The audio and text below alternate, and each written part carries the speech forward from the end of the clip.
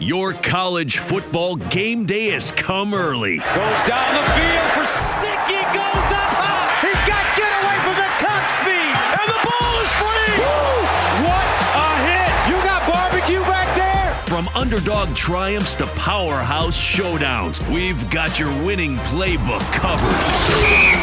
It's BetQLU with Chris Mack, RJ Choppy, and John Martin. Presented by BetMGM. The sports book born in Vegas. Download the app today. Please gamble responsibly. And here we go. It is another edition of BetQLU live coast to coast on the BetQL network. Wherever you may be in the world, we're right there with you inside your free Odyssey app. Download it today, AUDACY, or watch us on YouTube on the Odyssey Sports channel. Every single weekend, we get you ready Friday night, Saturday mornings, whenever you get us, maybe on demand in podcast form.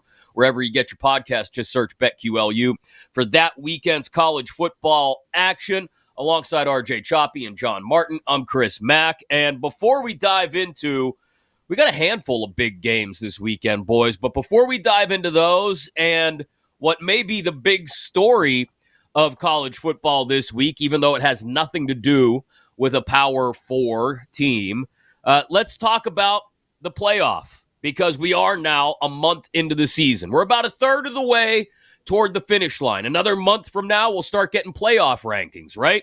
So let's take a moment. Let's look at what the field would look like before we get into those big games of this weekend. A big one in the Big 12, Oklahoma State, Kansas State, Louisville, Notre Dame, a rematch from last year. Illinois trying to spoil things in Happy Valley. And, of course, we got Bama, Georgia.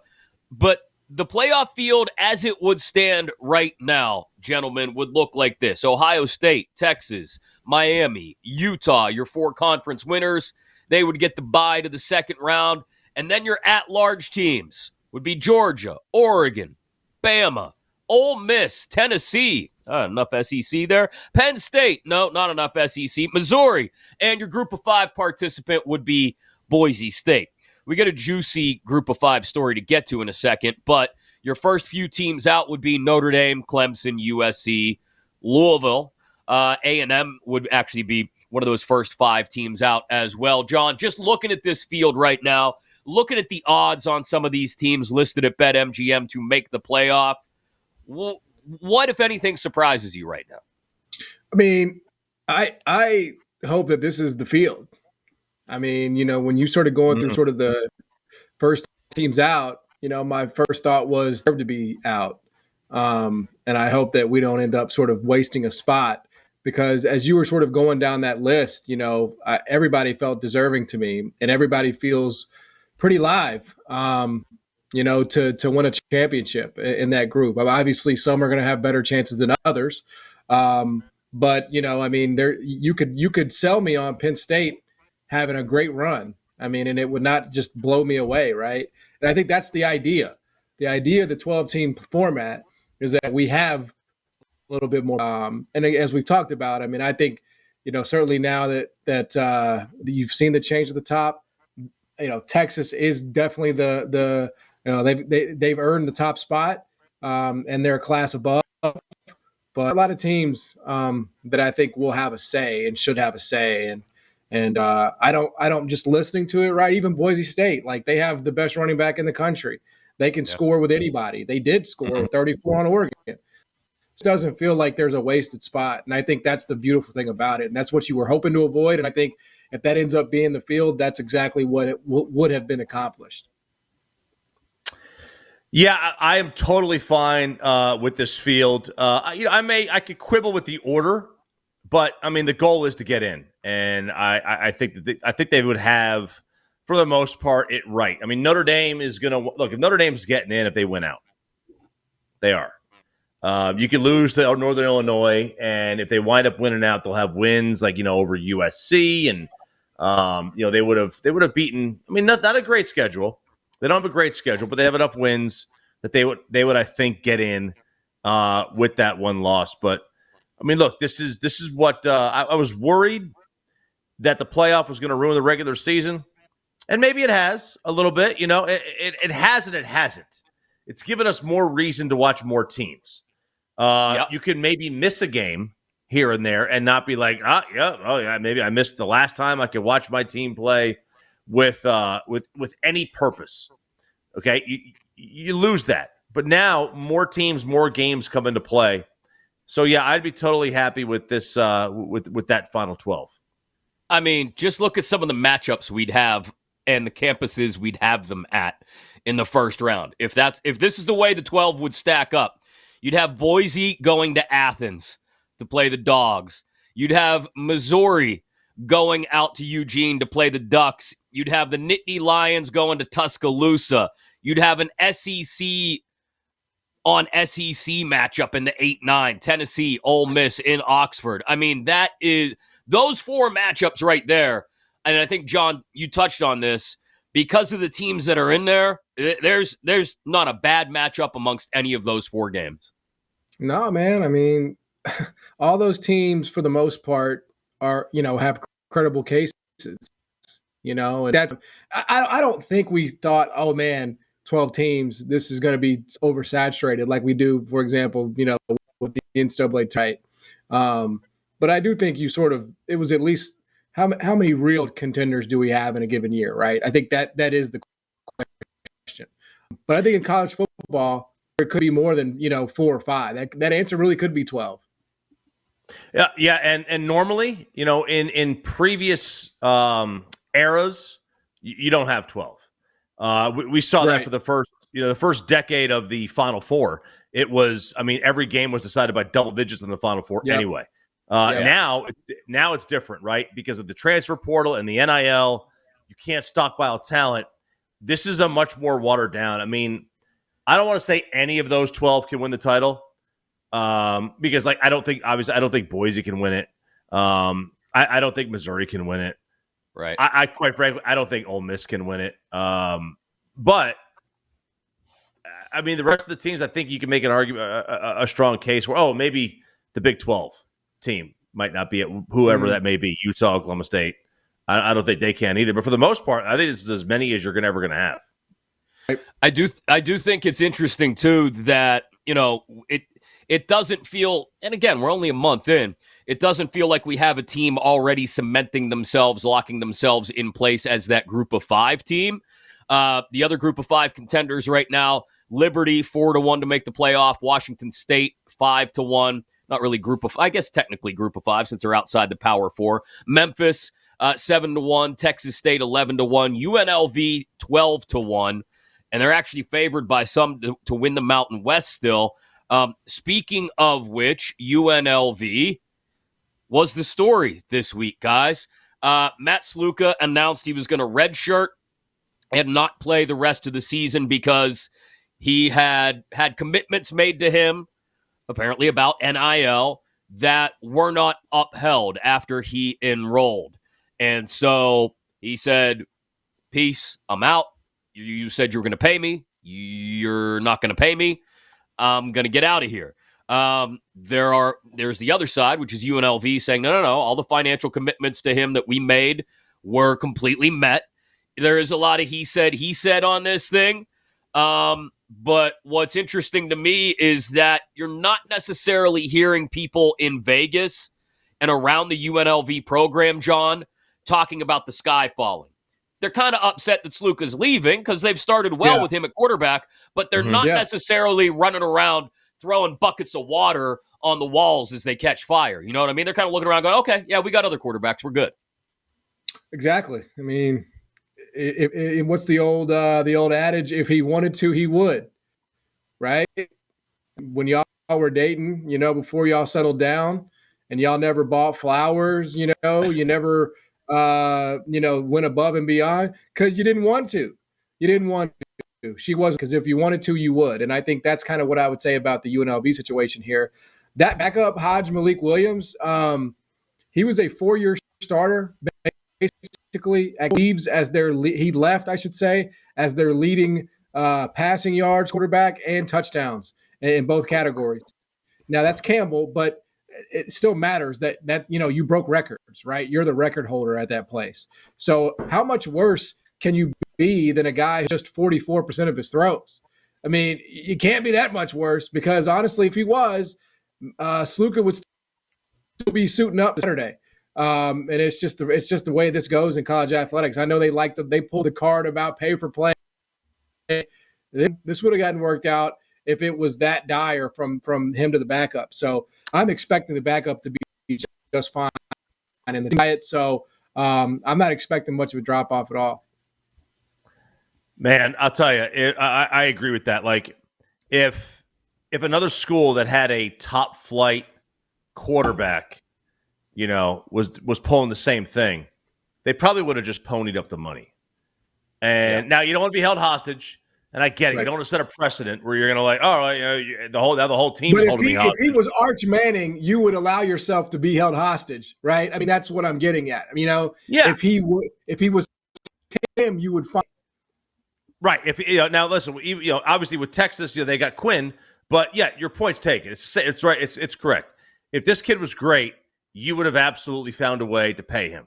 Like, a couple things are going to happen here. Like, what a mess this is from first of all, his agent. How do you not get it in writing?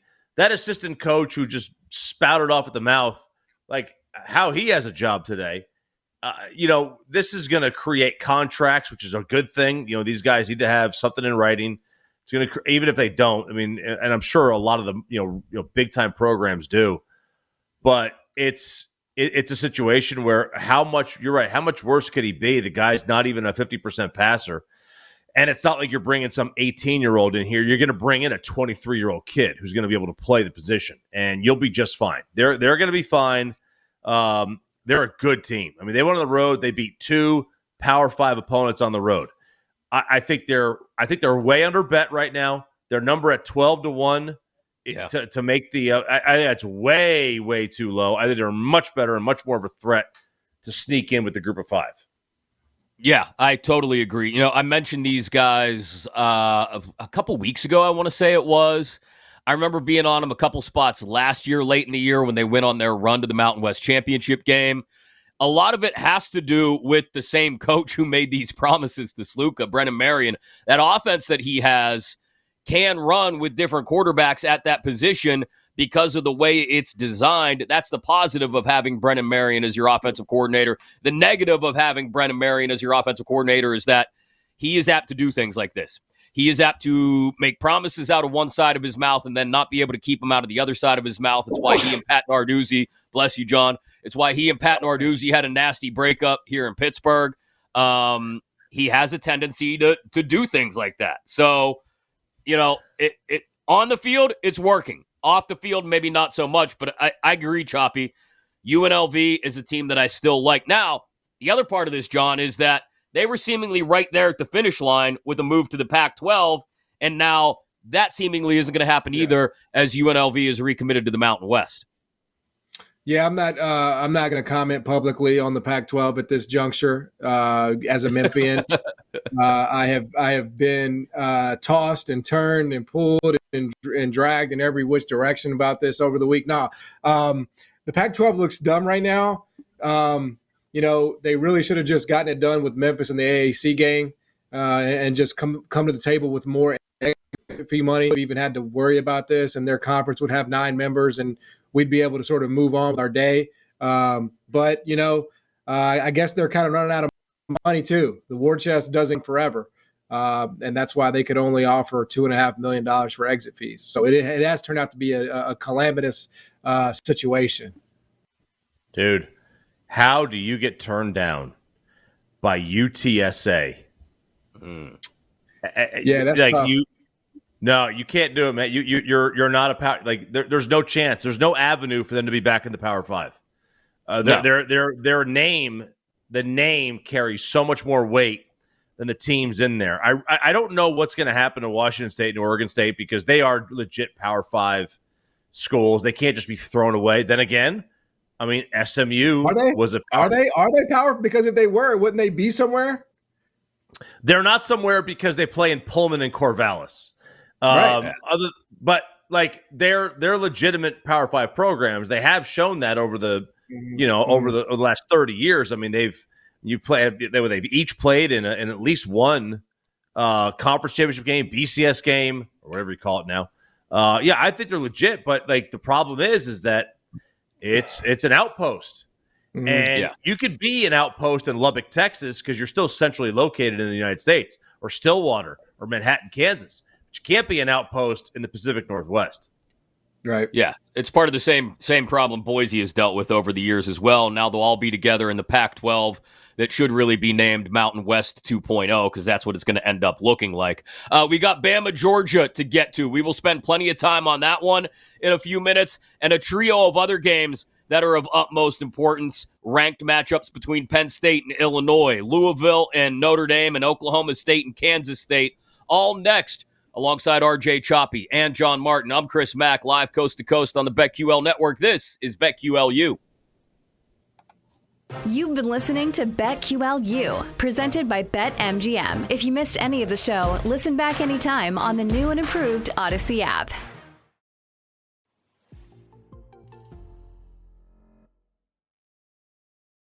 Are you ready, sir? Start your engines. Let's go. Astros money line versus the Marlins. Johnny Cueto, no thank you.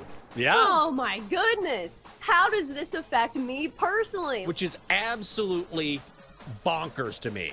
If you do the middle school math, is 117 yards per game that you gotta post each and every weekend. I knew it. Who has the upper hand? Do we think it's going to be the offenses, or do we think it's going to be the defenses? How about Saturday's game?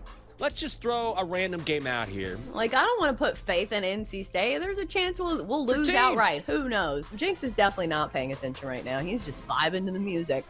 Are you ready for the most interactive sports gambling show? Introducing BetQL's Send It In with PJ Glasser. We want to hear from you. Send It In is about your picks, your trends, and your fades. Share your thoughts, predictions, and your best daily best bets with the Send It In community. Set your reminders, mark your calendars, and get ready to send it in on weekday afternoons at 1 Eastern on Twitter, YouTube, and Twitch. On your home for wagertainment, the BetQL Network, presented by BetMGM.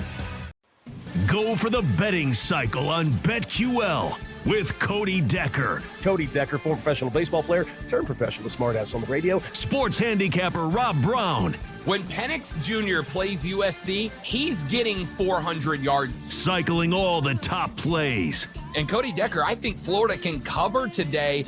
and one outrageous show parlay. 1, 2, 3. Let the chaos begin. It's Bet for the Cycle on the BetQL Network, presented by BetMGM.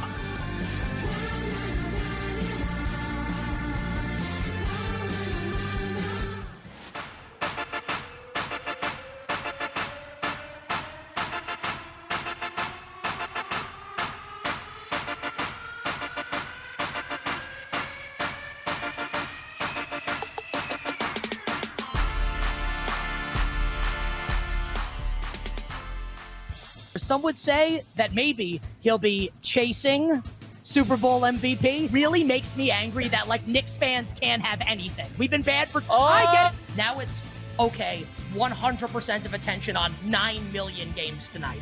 It's a playoff game. We've seen this movie before, and we know how it ends. And it ends with absolute disaster. But I'll tell you, that's fun. But the most fun thing about betting on sports for me is this. Like, hey, there's no tomorrow. And now, come on, put Pickett in. Are you ready, sir? Start your engines. Let's go. Astros money line versus the Marlins. Johnny Cueto, no thank you. Yeah. Oh, my goodness. How does this affect me personally? Which is absolutely bonkers to me. If you do the middle school math, is 117 yards per game that you gotta post each and every weekend. I knew it. Who has the upper hand? Do we think it's going to be the offenses, or do we think it's going to be the defenses? How about Saturday's game? Let's just throw a random game out here. Like, I don't want to put faith in NC State. There's a chance we'll lose team. outright. Who knows? Jinx is definitely not paying attention right now. He's just vibing to the music. Are you ready for the most interactive sports gambling show? Introducing BetQL's Send It In with PJ Glasser. We want to hear from you. Send It In is about your picks, your trends, and your fades. Share your thoughts, predictions, and your best daily best bets with the Send It In community. Set your reminders, mark your calendars, and get ready to send it in on weekday afternoons at 1 Eastern on Twitter, YouTube, and Twitch. On your home for wagertainment, the BetQL Network, presented by BetMGM. Some would say that maybe he'll be chasing Super Bowl MVP. Really makes me angry that, like, Knicks fans can't have anything. We've been bad for... I get it. Now it's, okay, 100% of attention on 9 million games tonight. It's a playoff game. We've seen this movie before, and we know how it ends. And it ends with absolute disaster. But I'll tell you, that's fun. But the most fun thing about betting on sports for me is this. Like, hey, there's no tomorrow. And now, come on, put Pickett in.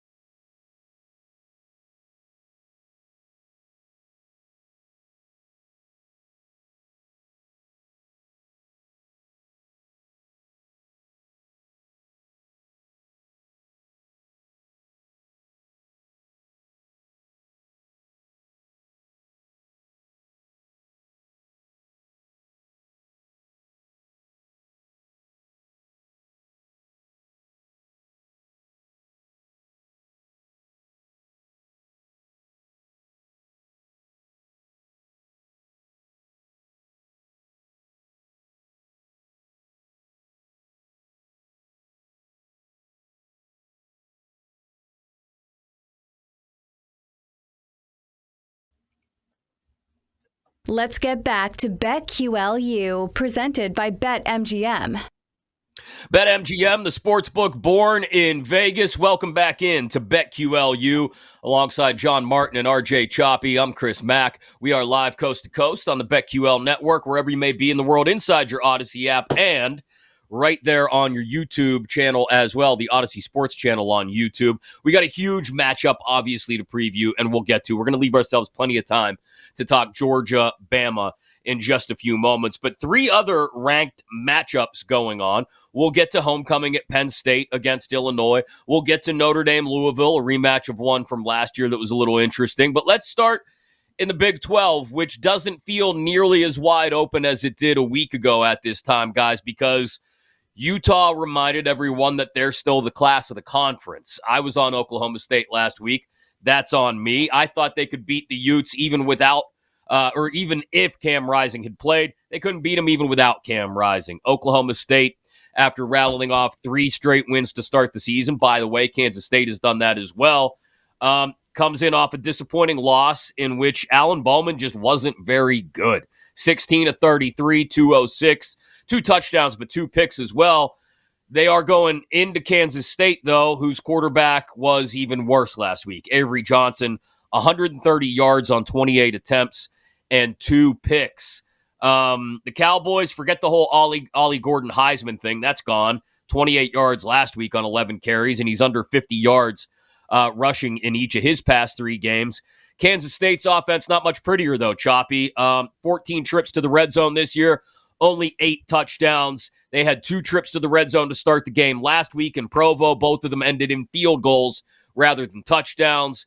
BYU with a chance at life there instead of going down by 2 TDs early, turned around and put it on the Wildcats. So, is this an opportunity? I mean, I know it's an opportunity for one of these 2 teams to stay alive, but I get a feeling the other one, whoever loses this game with 2 conference losses, is pretty much out of the playoff picture. I would think so, obviously, unless they run the table and win the conference. And, they're going to have a chance, and they'll have a shot at Utah in the conference championship game. I don't trust either one of these teams.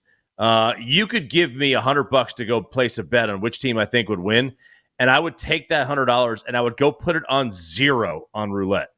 Like that's how much I don't trust either one of these two teams. Like this is what happened last week. I think it was embarrassing. It was embarrassing for K-State. It was embarrassing for Oklahoma State. Oklahoma State at home shouldn't be losing. I mean, you want to lose that game, fine. They did not look good doing it. That was a tough look for both programs. I have no idea how to bet this one. John, I look at this one and, it's gone up from 55.5 earlier in the week to 57.5 now. I think that's just a natural inclination to look at a couple of Big 12 teams with decent quarterbacks who, people expect should bounce back. I'm actually much more tempted to take the under here as this thing pushes up throughout the week because both offenses, while they're capable of explosiveness, haven't showed it to us often enough or consistently enough. Yeah, I mean, I don't hate a fade of that move. I think the concerns obviously would be Oklahoma State's running rush defense. I mean, they're just they just these holes get opened up, and they are very susceptible to being run on, right? As we saw with Arkansas and others.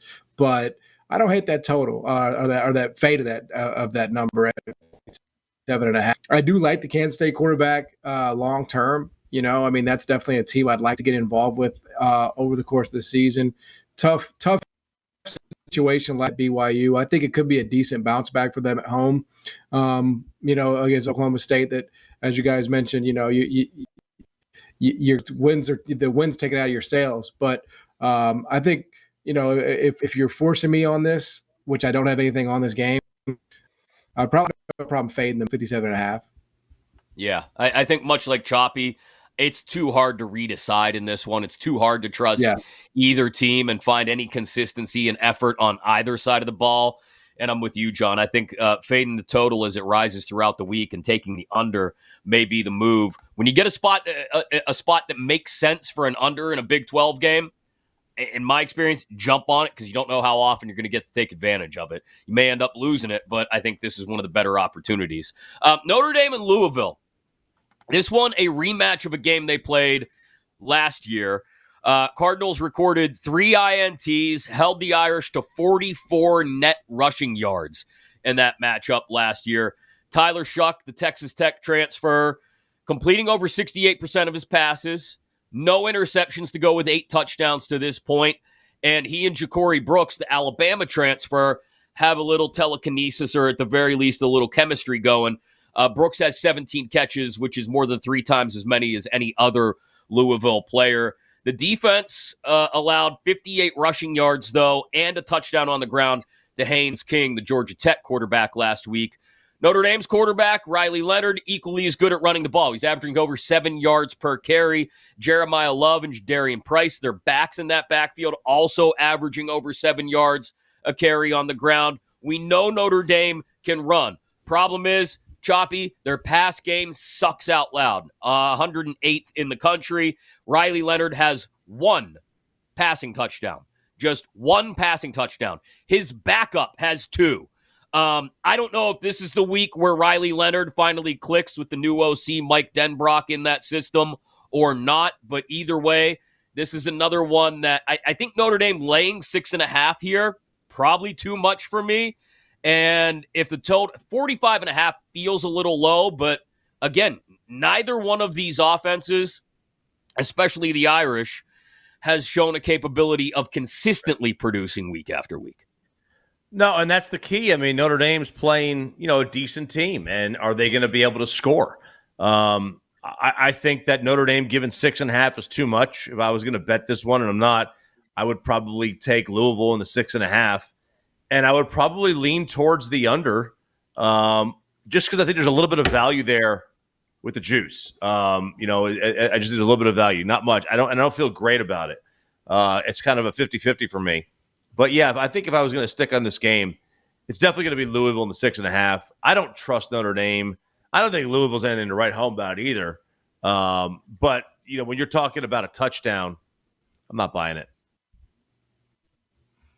John, I look at the rematch, this being a rematch of last year. 2 teams that, Choppy made a good point earlier. Notre Dame runs the table. They probably make it as an at-large into the playoff. Louisville coming from the ACC, which is still seemingly wide open, has a path there. They're plus 325 at BetMGM to make the playoff. I mentioned earlier, neither one of these offenses is pretty.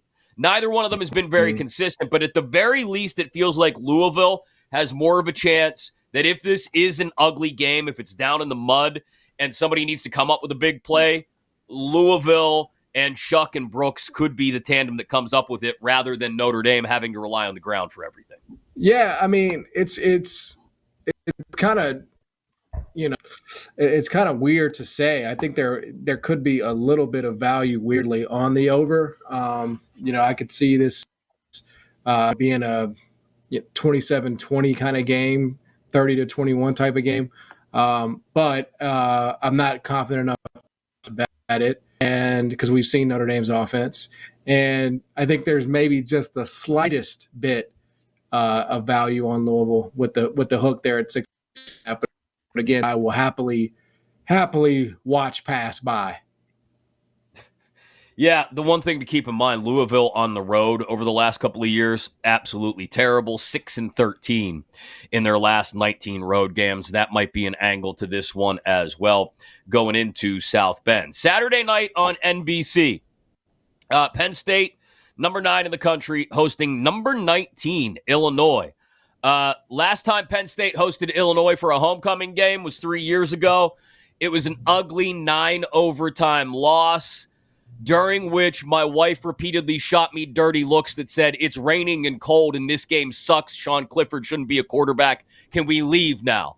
To which I responded with looks that said, "No, we're staying till the bitter end, woman," which I wish I hadn't done. Anyway, Penn State has an offense now, John, and Illinois 4-0 for the second time since 1951, first time in 13 years.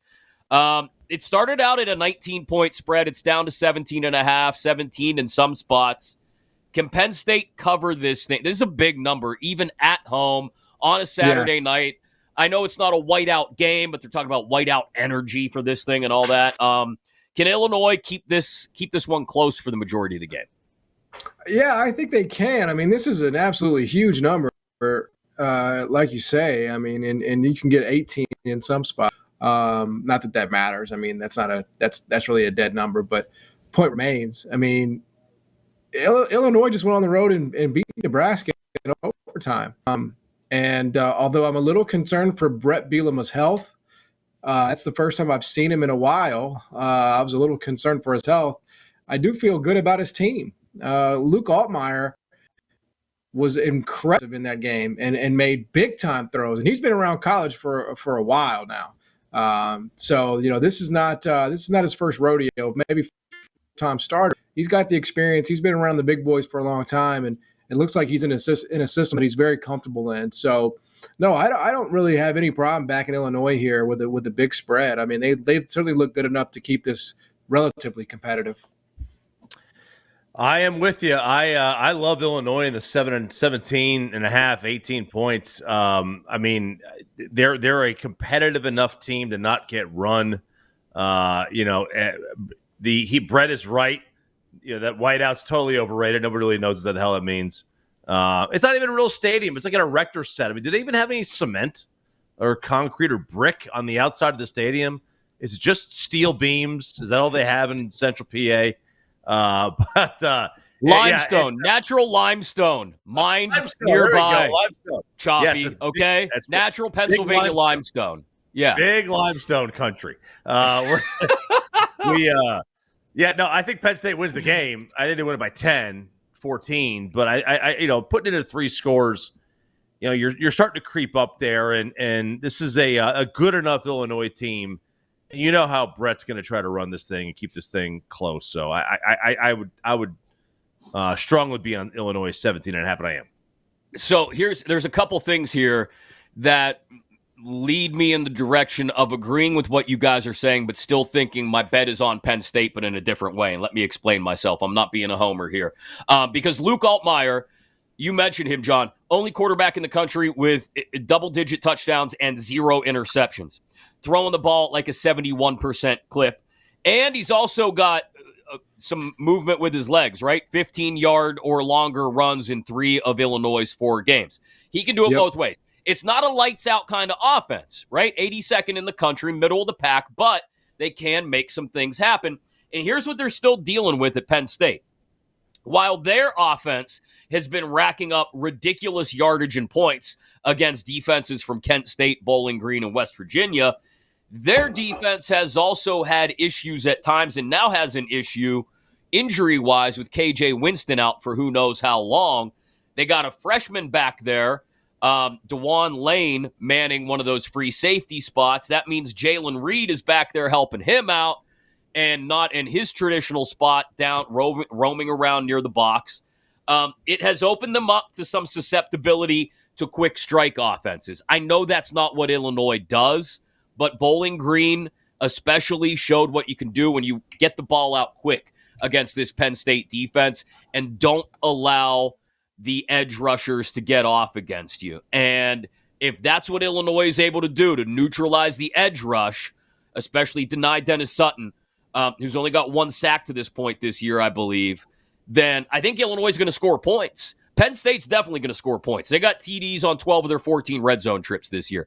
Aller is good. He makes his receivers look even better, and this is a middling receiving core at best, even in the Big Ten. So I think my angle here is the over. Penn State's going to win, but they're going to have to score more points than maybe they're comfortable doing in this matchup. So 47.5 with this Penn State offense running the way it has the first 3 games of the season, I'll take the over and count on the fact that if Penn State's going to win this one, it's got to go over the 47.5. Can I get an amen, Choppy? Amen. Let's do it, man. Let's do it in that We all eat. Stadium. Let's do it in there. Yeah. Whiteout, baby. Let's do it. I'm in. We all eat in that stadium that not doesn't have any whiteout, cement. it's just whiteout energy. It's just whiteout energy. Whiteout energy. Not the actual. Right. I mean, come on. Jeez, man. You know better. Hey, listen, I see one clip of Brett saying whiteout energy. I'm just like, all right, we're in a whiteout. I mean, y'all do a whiteout 4 times a year anyway. Once, Choppy. It happens once. A fellow big school friend like you shouldn't be trying to run me aground. We got AAC man over here trying to get Memphis in every conference, and then you won't back me as a fellow member of the 100,000 seat club. I got my niece went to Penn State. I just got to give a little grief, so I got some love there. It's just but I mock Wisconsin for that jump around. That's not a tradition. Vodtech with the Metallica, that's not a tradition. South Carolina with Darude or whatever, that's not a tradition. I'll mock. I have no problem mocking. All right. We kid because we care. Alongside John Martin and RJ Choppy, I'm Chris Mack. Come back and get you all set for Georgia Bama next, right here on BetQLU. You've been listening to BetQLU, presented by BetMGM. If you missed any of the show, listen back anytime on the new and improved Odyssey app.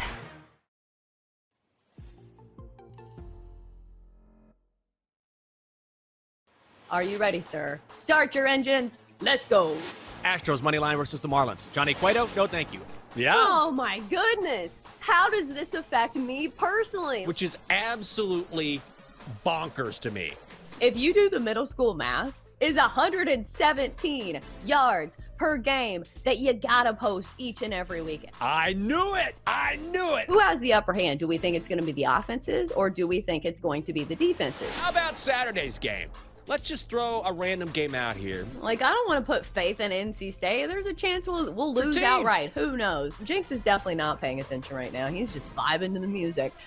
Are you ready for the most interactive sports gambling show? Introducing BetQL's Send It In with PJ Glasser. We want to hear from you. Send It In is about your picks, your trends, and your fades. Share your thoughts, predictions, and your best daily best bets with the Send It In community. Set your reminders, mark your calendars, and get ready to send it in on weekday afternoons at 1 Eastern on Twitter, YouTube, and Twitch. On your home for wagertainment, the BetQL Network, presented by BetMGM. Go for the betting cycle on BetQL. with Cody Decker, Cody Decker, former professional baseball player, turned professional smartass on the radio. sports handicapper Rob Brown, When Penix Jr. plays USC, he's getting 400 yards. cycling all the top plays, And Cody Decker, I think Florida can cover today. and one outrageous show parlay. 1, 2, 3. Let the chaos begin. It's Bet for the Cycle on the BetQL Network, presented by BetMGM.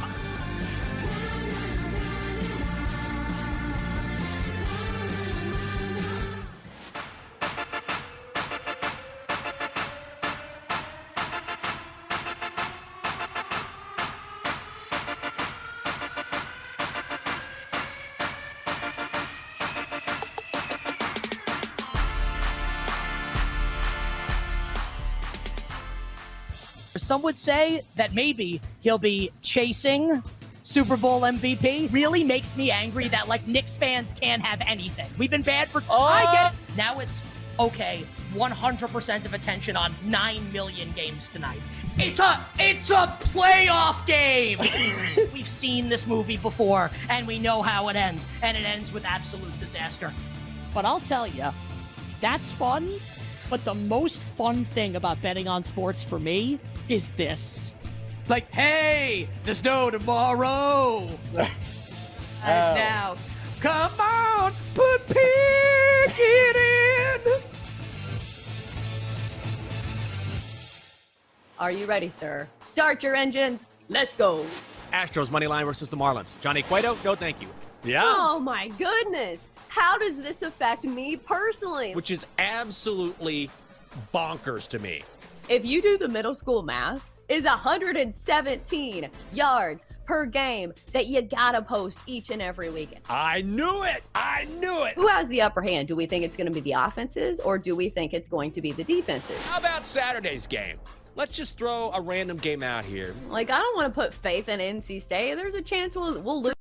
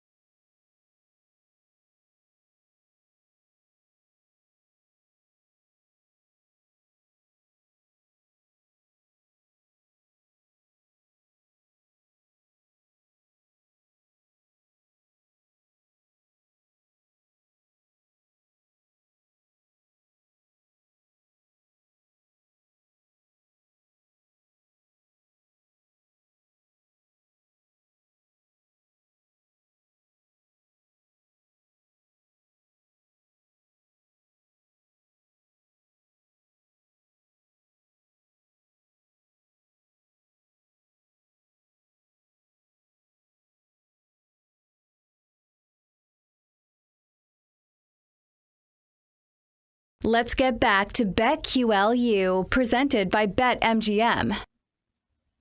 It is BetQLU, live coast to coast on the BetQL Network every Friday night, Saturday morning, alongside RJ Choppy and John Martin. We get you ready for that weekend slate of college football. Also, always on demand in podcast form, wherever you get your podcasts, including inside your free Odyssey app. Just search BetQLU. You can watch us as well on the Odyssey Sports YouTube channel. Search it there, and you get all that information, helpful numbers on the side of the screen and below us, right here on BetQLU, presented by BetMGM, the sports book born in Vegas. So we've talked a trio of different big top 25 matchups, guys. Oklahoma State, Kansas State, Louisville, Notre Dame, and Illinois, Penn State. Let's get to the one that everybody is going to be watching this weekend, Saturday night. Georgia, Bama, a rematch of last season's SEC championship game and another chapter in what is now a nearly decade-long battle for supremacy in the SEC. Georgia's first trip to Tuscaloosa with fans in the stands, though, since 2007. This thing opened at Georgia by 4.5, 54 as the total. It's come down to Georgia by 1.5, 48.5 on the total as the first 4 weeks have progressed, and we've seen that Georgia's offense is not the prettiest in the world. They do have a 42-game regular season winning streak, 16 straight on the road. Carson Beck's only loss as a starter coming in that SEC title game last year. But he's going up against an Alabama defense that's allowing less than 3.5 yards per play and less than 3.25 yards per pass attempt. Georgia's defense on the other side, John, has not allowed a touchdown yet. In the first half of in two of its first 3 games so far, their offense has also not scored a touchdown. So a lot pointing towards the under here. But Alabama's pretty explosive on the offensive side of the ball. Ryan Williams, case in point. Let's talk about him again. Youngest guy in the game, 17 years old, already 4 touchdowns, averaging over 28 yards per catch. So where do you go in this one? Is it over? Is it under? Is it classic Alabama, Georgia going down to the final possession? Kalen DeBoer's first experience in this installment of Georgia-Bama. Yeah, I like the over. I do. I mean, I would say really have is Georgia offensively. I mean, I think maybe it's possible that Kentucky group is just special defensively, and that's what they ran into in Lexington. But I mean, I just feel like I feel like this is going to be a shootout. I do. I mean, it was 24-21 in the SEC title game a year ago. That was with Saban at the helm, and now you have DeBoer, who's going to be much more of an emphasis on the chunk play. So I can only play the over here. I think 49.5 is still okay. I mean, it was 48.5 yesterday, but I still think 49.5 is fine. I think this is a game where both teams are able to move the ball, and obviously you'll need touchdowns as opposed to field goals, but I just think both offenses are going to find success in this game. This is one of those because I mean. It's one of those. I got to check the weather. If it's going to rain, I might lean under. But yeah, I'm kind of with you on the over on this one. The offenses are decent enough. The defenses are obviously they're pretty good too. But this just screams like a game that's 28-24 to me. I'll tell you the one thing that I would probably do if I was going to bet this game. I think the money line on Alabama is a solid bet. I mean, you're getting a home team, you're getting plus money, and quite frankly, they've played, fair. They've played decent. Like the Georgia against Kentucky game sticks in my mind. It stands with me right now, and I can't get it out of my head. Alabama's offense, I think, is better. Their defense is maybe not right there with Georgia, but it's definitely good enough to get the job done. So I would probably, just because of the value there, I like Alabama on the money line. Yeah, I cannot take Georgia here and lay points, even if it's just a 1.5. I can't.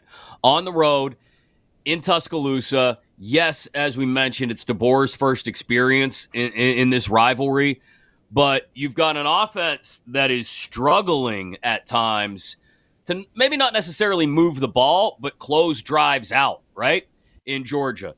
And then you've got an Alabama offense that literally could do nothing for 4 or 5 drives. And before you know, it's kind of like we were talking about with Penn State earlier. Bang, bang, bang. They could hit you with a couple plays over the top.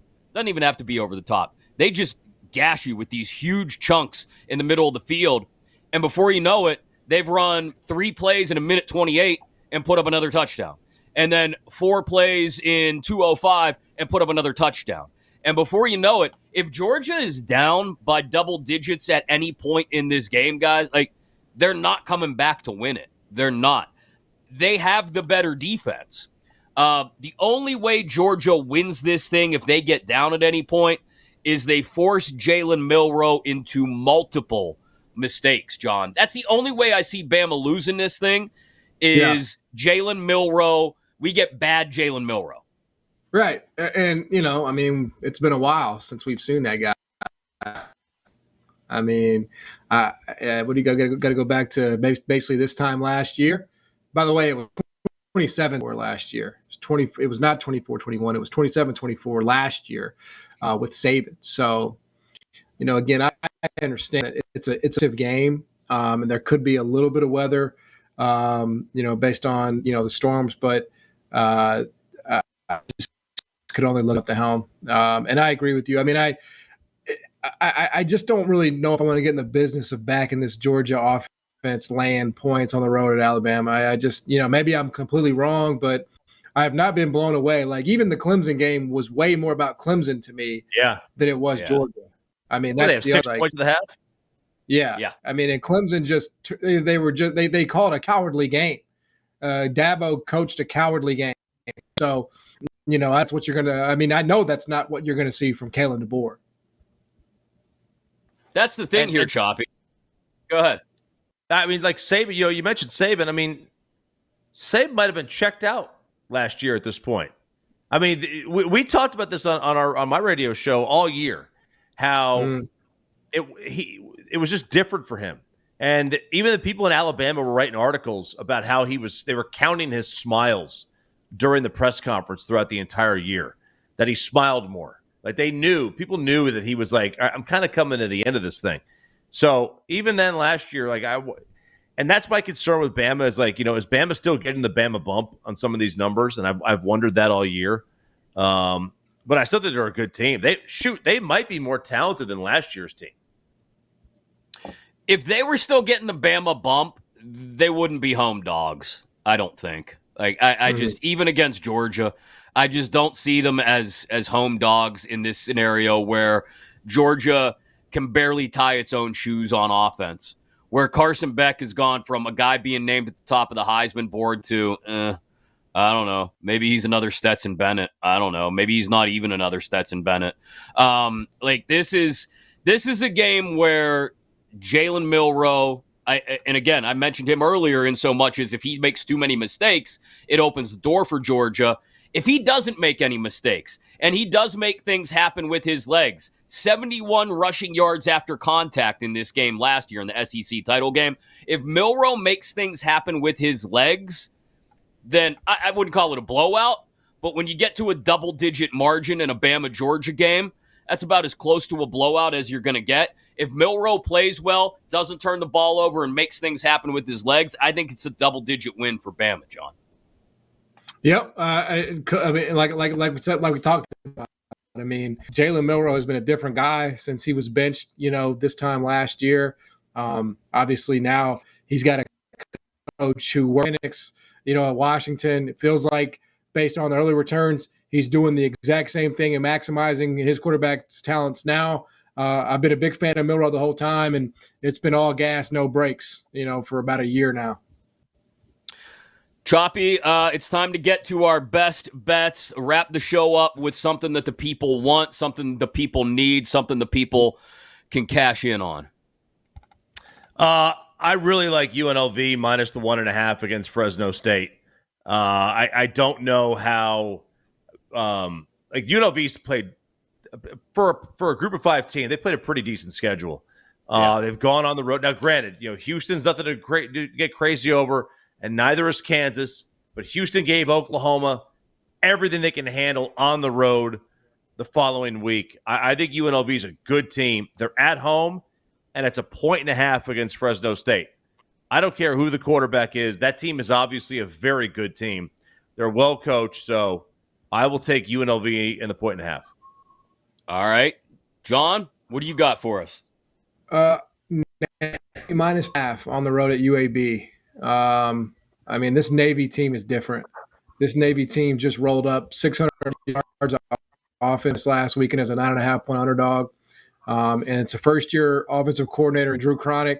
And, he's putting the Cronick 2000 on his opponents, right? It's not the triple option anymore. It's the wing T. It's different. It's hybrid. Yeah. That quarterback, Horvath, I mean, he really may be one of the best players in college football if what he did against Memphis is any indication. I think UAB is going to have a hard time with it. I mean, Navy's so disciplined. They're like a python, man, like a boa constrictor. They just start wrapping around you, and if they get a lead on you, it's going to be a long day.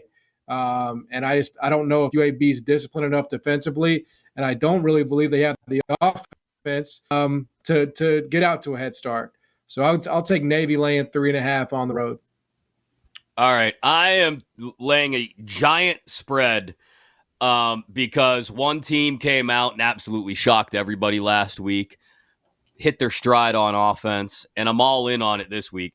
JMU. Say it with me. JMU. James Madison is laying 3 touchdowns, but it's at home against Ball State. Ball State, people, is bad. Got wiped out by the Canes, 62-0. They lost to Central Michigan, who is also an equally flaming heap of trash. Ball State gave up 37 points to Central Michigan. JMU gonna put it on Ball State. So I will lay the 3 touchdowns. JMU hosting Ball State. JMU. JMU. And we'll check back in with you again next week. We'll talk about the fallout of whatever happens in Tuscaloosa, plus all the other big games we've previewed with you all day long here on BetQLU. Don't forget, you can always download us in podcast form for anything you may have missed inside your free Odyssey app, AUDACY, or wherever you get your podcasts. For John Martin, for RJ Choppy, for producer Zach Kroll, I'm Chris Mack. This has been BetQLU. You've been listening to BetQLU, presented by BetMGM. If you missed any of the show, listen back anytime on the new and improved Odyssey app.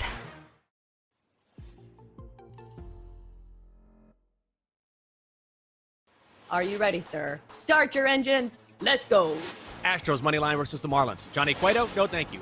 Yeah. Oh, my goodness. How does this affect me personally? Which is absolutely bonkers to me. If you do the middle school math, is 117 yards per game that you gotta post each and every weekend. I knew it. Who has the upper hand? Do we think it's going to be the offenses, or do we think it's going to be the defenses? How about Saturday's game?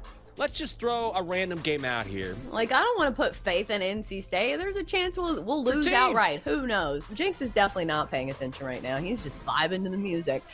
Are you ready for the most interactive sports gambling show? Introducing BetQL's Send It In with PJ Glasser. We want to hear from you. Send It In is about your picks, your trends, and your fades. Share your thoughts, predictions, and your best daily best bets with the Send It In community. Set your reminders, mark your calendars, and get ready to send it in on weekday afternoons at 1 Eastern on Twitter, YouTube, and Twitch. On your home for wagertainment, the BetQL Network, presented by BetMGM. Go for the betting cycle on BetQL with Cody Decker. Cody Decker, former professional baseball player, turned professional smartass on the radio. Sports handicapper Rob Brown. When Penix Jr. plays USC, he's getting 400 yards. Cycling all the top plays. And Cody Decker, I think Florida can cover today. And one outrageous show parlay. 1, 2, 3. Oh! Let the chaos begin. It's Bet for the Cycle on the BetQL Network, presented by BetMGM.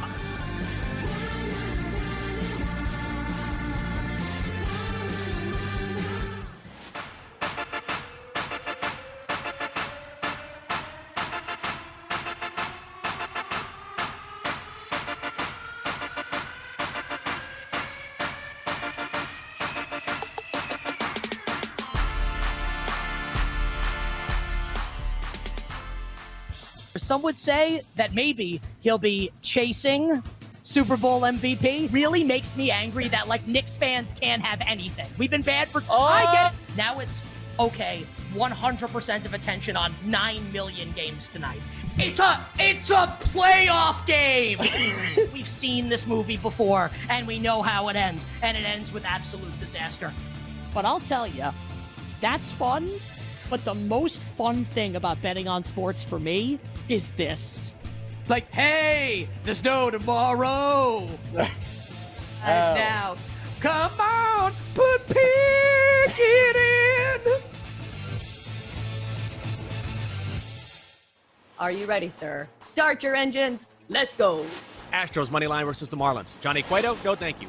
Yeah. Oh, my goodness. How does this affect me personally? Which is absolutely bonkers to me. If you do the middle school math, is 117 yards per game that you gotta post each and every weekend. I knew it. Who has the upper hand? Do we think it's going to be the offenses, or do we think it's going to be the defenses? How about Saturday's game? Let's just throw a random game out here. Like, I don't want to put faith in NC State. There's a chance we'll lose outright. Who knows? Jinx is definitely not paying attention right now. He's just vibing to the music. Are you ready for the most interactive sports gambling show? Introducing BetQL's Send It In with PJ Glasser. We want to hear from you. Send It In is about your picks, your trends, and your fades. Share your thoughts, predictions, and your best daily best bets with the Send It In community. Set your reminders, mark your calendars, and get ready to send it in on weekday afternoons at 1 Eastern on Twitter, YouTube, and Twitch. On your home for wagertainment, the BetQL Network, presented by Bet.